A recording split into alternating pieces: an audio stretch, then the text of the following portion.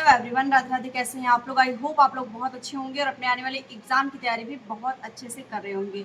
तो ये वीडियो मैं स्पेशली महिलाओं के लिए बना रही हूँ। मतलब आप मेल कैंडिडेट हैं तो भी ये वीडियो देख सकती हैं, क्योंकि आपके घर में कोई ना कोई ऐसी फीमेल होंगी जो हमेशा आंगनवाड़ी या फिर मुख्य सेविका या तमाम तरह की जो कर्मचारियों का जो पद होता है, मतलब महिला कर्मचारियों का, उसका इंतजार करती रहती होंगी। तो आपके लिए भी ये वीडियो इंपॉर्टेंट है और महिलाओं के लिए तो ये वीडियो इंपॉर्टेंट है ही, क्योंकि आप सबको पता है कि जो आपका पेट का एग्जाम हुआ है उसमें कितनी ज़्यादा संख्या में लोगों ने फॉर्म अप्लाई किया है और उसी के थ्रू जो भी वैकेंसियां आने वाली हैं उसके बारे में मैं आपको अपडेट दे रही हूँ। ठीक है, तो चैनल पे सब्सक्राइब है, चैनल पे नए हैं तो सब्सक्राइब करके जरूर जाइएगा। वीडियो को शेयर करिएगा अपने फ्रेंड्स फैमिली ग्रुप में, क्योंकि ये वीडियो सबके लिए बहुत ज़्यादा इंपॉर्टेंट होने वाला है। ठीक है, तो मैं आपको बता दूं कि आज जो इस वीडियो में रहने वाला है आपका टॉपिक वो रहेगा मुख्य सेविका भर्ती के बारे में, जो कि 2025 में एक बड़ी भर्ती होने वाली है, खासकर महिलाओं के लिए। क्योंकि कोई भी अगर ऐसी वैकेंसी निकलती है जो पर्टिकुलर महिलाओं के लिए ही होती है तो उसमें महिलाओं को विशेष लाभ होता है। वैसे तो आप देखेंगे तो हर एक मतलब विभाग द्वारा जो भर्तियां आती रहती हैं उसमें महिलाओं के लिए कुछ रिजर्व सीट रहती हैं, कुछ सीट रहती है उसमें कि हाँ इतने पे महिलाओं की फाइट है। लेकिन स्पेशली जो महिलाओं के लिए ही पद निकलते हैं उसमें उनको कहीं ना कहीं ज़्यादा प्रॉफिट होता है, क्योंकि कॉम्पिटिशन लेवल भी थोड़ा सा डाउन होता है। मतलब बॉयज़ से उनका कॉम्पिटिशन नहीं रहता है, आपस में ही उनका कॉम्पिटिशन रहता है। तो ये चीज़ उनके लिए काफ़ी ज़्यादा अच्छी होती है। ठीक है, तो आज हम बात करने वाले हैं मुख्य सेविका भर्ती, जो कि 2025 में एक बड़ी भर्ती होने वाली है नवंबर तक। इसमें क्या कुछ प्रोसेस है, जो पिछली भर्ती हुई थी उसमें क्या चीज़ें हुई थी, पेट का कितना इसमें आपका स्कोर होना चाहिए, कितना परसेंटाइल होना चाहिए, क्या अटेम्प्ट होना चाहिए, उसमें सब कुछ एक एक चीज़ आपका पॉइंट वाइज डिस्कस करेंगे। वीडियो को पूरा देखिएगा, स्किप करके अगर आप जाएंगे तो फिर आप ही कॉमेंट करके पूछेंगे और आप ही फिर उसका गुस्सा भी जताते हैं कि आप मेरे कॉमेंट का रिप्लाई नहीं करती हो। तो मतलब तमाम तरह की आपके उसमें एक्टिविटीज़ होती हैं। ठीक है, तो सबसे पहले मैं आपको बता दूं कि अभी आपका हाल ही में पेट का एग्जाम हुआ, जिसमें आपने देखा कि कितना ज़्यादा गर्दी मची हुई थी। मतलब हर जगह आपको जो सोशल मीडिया के थ्रू पता चल रहा था कि हाँ ये हो रहा है वो हो रहा है तमाम चीज़, क्योंकि संख्या इतनी ज़्यादा थी। लगभग 20 लाख प्लस में लोगों ने एग्जाम दिया, 5 लाख प्लस लोगों ने स्किप कर दिया है, एग्जाम को नहीं दिया है। मे बी वो कहीं ना कहीं सिलेक्ट हो गए होंगे या फिर कुछ और रीज़न रहा होगा उनका। बट जो 20 प्लस लोगों ने एग्जाम दिया है वो इसी चाहत में उन्होंने दिया है, इसी जोश में दिया है कि यूपी ट्रिपल एस सी कहीं ना कहीं उनके लिए एक बड़ी भर्ती लेके आएगी, चाहे वो मेल हो चाहे फीमेल हो, चाहे किसी भी विभाग के थ्रू आए, उसमें पेट का यूज होने वाला है। ठीक है, तो उन्होंने बढ़ चढ़ के उसमें एग्जाम दिया, कितने भी प्रॉब्लम्स हुए कुछ भी हुआ वो गए एग्जाम देने। कहीं ना कहीं ये चीज़ था और फीमेल्स भी उसमें काफ़ी ज़्यादा इन्वॉल्व हुई। तो अब बात करते हैं कि क्या अब भर्तियां आना स्टार्ट होने वाली हैं या अभी भी उतना ही टाइम है, लगभग साल भर वो खिंचाएंगे और वैलिडिटी उसकी जो है वो मतलब अभी तो खैर बढ़ गई है, बट क्या चीज़ें होने वाली है ये हमारे माइंड में आता है। तो मैं आपको बता दूं कि 2021 में आपका मुख्य सेविका का पद आया हुआ था, जिसमें आपके 2693 पद उसमें शामिल थे। लेकिन तब से लेके आज तक आपका मुख्य सेविका का पद नहीं आया है, और जब से यूपी ट्रिपल एस सी का पेट हुआ है, पेट का पेपर दिया है आपने, तब से आपका एक शॉर्ट नोटिफिकेशन आउट हुआ है जिसमें आप बात की गई है कि मुख्य सेविका भर्ती 2025 का पद आपके सामने आने वाला है। पद की भी चर्चा इसमें बहुत साफ तौर पे तो नहीं की गई है स्पष्ट तौर पे, लेकिन हाँ ये आपको मेंशन किया गया है कि लगभग आपके 5000 प्लस इसमें पद आपको देखने को मिलेंगे। तो मतलब 2600 से 5000 पद, एक कहीं ना कहीं दोगुना पद इसमें आने वाला है और काफ़ी ज़्यादा मतलब अच्छा मौका मिलने वाला है खासकर महिलाओं के लिए, क्योंकि आपको पता है कि मुख्य सेविका का जो पद है वो स्पेशली महिलाओं के लिए है। फीमेल्स ही अप्लाई कर सकती है, मेल कैंडिडेट इसमें नहीं अप्लाई कर सकते हैं। ठीक है, तो इसमें जो भी मतलब मुख्य सेविका का फॉर्म अप्लाई करेगा उसको पेट का एग्जाम 2025 का पेट देना कंपलसरी है। अगर उन्होंने नहीं दिया होगा तो हो सकता है कि वो अप्लाई ना कर पाए, क्योंकि 2021 में जब वैकेंसी आई थी तो उसमें 2021 में ही जो पेट हुआ था उसी का सर्टिफिकेट उसमें मांगा गया था, उसी के परसेंटाइल के, उसी के नंबर के आधार पे आपने इसमें फॉर्म अप्लाई किया था। ठीक है, तो 2025 में जब आपका फॉर्म आएगा तो आपका 2025 का पेट ही अगर आपने दिया होगा तभी आप उसमें अप्लाई कर सकते हैं। ठीक है, अगर आपने दिया है तो कमेंट में बताइएगा, नहीं दिया है तो भी आप कमेंट में बताइएगा, निराश मत होइएगा बिल्कुल भी, क्योंकि आपको आगे भी बहुत सारे अपॉर्चुनिटी आपके लिए आने वाली है। बस आपको कमेंट करना है, जुड़े रहना है लगातार, और ऑथेंटिक जितनी भी जानकारी है आपको समय समय पर पहुंचती रहेंगी। बात करते हैं कि जो मुख्य सेविका का सबसे पहले बात करेंगे फीस की, कि इसमें फीस कितनी है इसको अप्लाई करने के लिए। तो 25 रुपये इसकी फीस है, बहुत ही कम फीस है। आप मतलब जितना आप हो सकता है डेली खर्च कर देते होंगे इतना कहीं ना कहीं इधर उधर, तो बस उतनी ही आपकी फीस है इसमें, ये इसमें प्लस पॉइंट है। एज भी इसमें काफ़ी सही है, 21 से 40 साल, और इसमें एज रिलैक्सेशन भी आपको मिलेगा। जो भी मतलब वर्ग हैं ओबीसी SC ST उनको छूट भी मिलने वाली है। तो 21 साल आपकी मिनिमम होनी चाहिए, मैक्सिमम आपकी 40 प्लस में, अगर ओबीसी हैं तो 43 साल, SC ST हैं तो 45 साल आपकी एज होनी चाहिए, ठीक है। ये भर्ती केवल महिलाओं के लिए है, मैंने आपको स्टार्टिंग में ही बता दिया। पेट क्वालिफाई महिलाओं के लिए, ठीक है, जो कि धनात्मक उनका अंक होना चाहिए।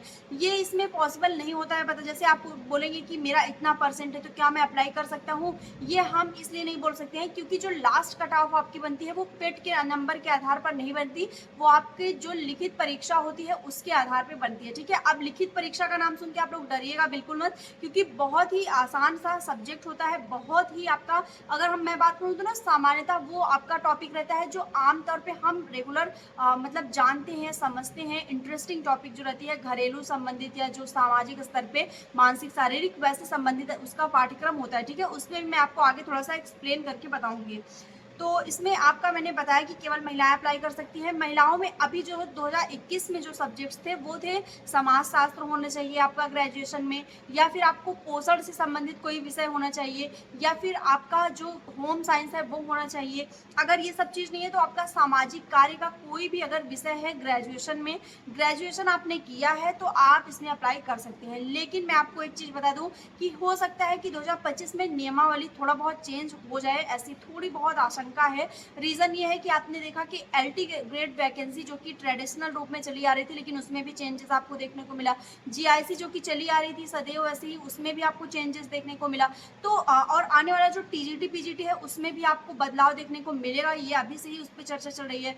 तो ऐसे बहुत सारे एग्जाम है जिसमें आपका काफ़ी ज़्यादा उसमें चेंज किया जा रहा है, नियम उसमें चेंज किया जा रहा है, नए नए चीज़ें इसमें ऐड की जा रही हैं। तो हो सकता है कि अभी जो 2025 में वैकेंसी आए उसमें इसमें कुछ सब्जेक्ट्स बढ़ा दिए जाए ग्रेजुएशन में, ये पॉसिबिलिटी है कि और इसमें सब्जेक्ट ऐड कर दिया जाए, कुछ साइंस के सब्जेक्ट ऐड कर दिया जाए, या फिर हो सकता है कि कोई और आर्ट्स के सब्जेक्ट ऐड कर दिया जाए, ठीक है। तो ये इसमें नियमावली बदल सकती है।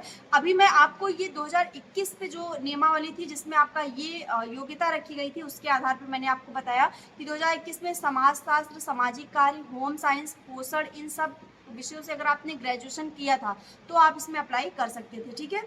अब बात कर लेते हैं इसमें कि जो कितने कैंडिडेट पास होते हैं, क्या चीज़ें इसमें होती है। तो जैसे देखिए अगर आपका 2500 पद आया हुआ है, सॉरी अगर आपका 5000 पद आया हुआ है तो 15 गुना कैंडिडेट इसमें आपके क्वालिफाई कराए जाएंगे, और उसके बाद फिर मतलब 15 गुना कैंडिडेट आपके इसमें एग्जाम देंगे, और उसके बाद फिर आपका फाइनल कट ऑफ इसमें बनता है, ठीक है।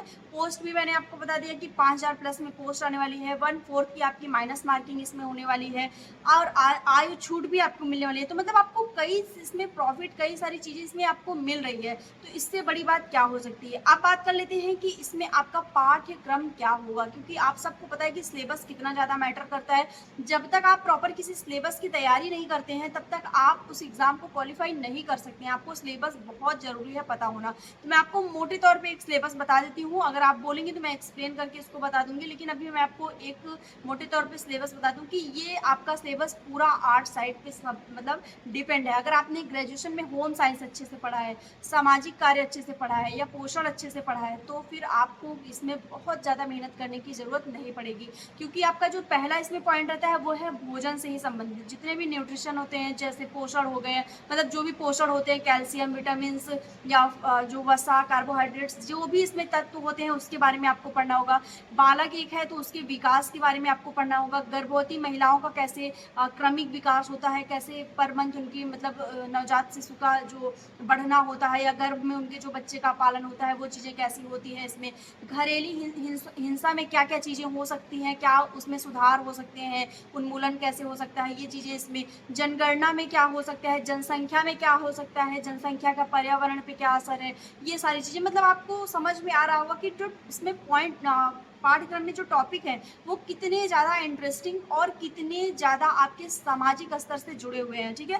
तो ये चीज़ें हैं। बाकी मैंने आपको बता ही दिया कि आपका सामाजिक स्तर पे जितनी भी चीज़ें इसमें होती हैं, ठीक है, चाहे वो किसी बॉडी से संबंधित हो या किसी की बिहेव से संबंधित हो, या फिर उसको प्रभावित करने वाले कोई कारण है कि बॉडी को कौन प्रभावित कर रहा है, मेंटल हेल्थ को कौन प्रभावित कर रहा है, किसी महिला का कैसे गलत मतलब उसको गलत उससे दुर्व्यवहार किया जा रहा है, या किसी बच्चे का विकास पास में क्या क्या बाधाएं हैं, परिवार क्या होता है, समाज क्या होता है, क्या रोल होता है उनका हमारी लाइफ में।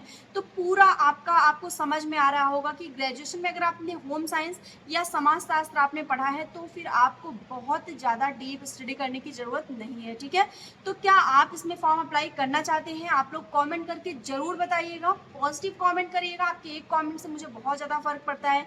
और एक चीज़ मैं बता दूं कि चैनल को सब्सक्राइब जरूर करके जाइएगा, क्योंकि आपको पता है कि मुख्य सेविका का पद 2021 के बाद 2025 में आ रहा है और इतना लंबा गैप के बाद ये पद आ रहा है। मे बी ये आगे कब आएगा मुझे नहीं पता है बिल्कुल भी। तो फटाफट से चैनल को सब्सक्राइब करिएगा, वीडियो को शेयर जरूर करिएगा फ्रेंड्स फैमिली ग्रुप में। और जो भी आपके डाउट होंगे, जो पूछना होगा कमेंट में लिख दीजिएगा। मिलते हैं नेक्स्ट वीडियो में, तब तक के लिए बाय एंड टेक केयर।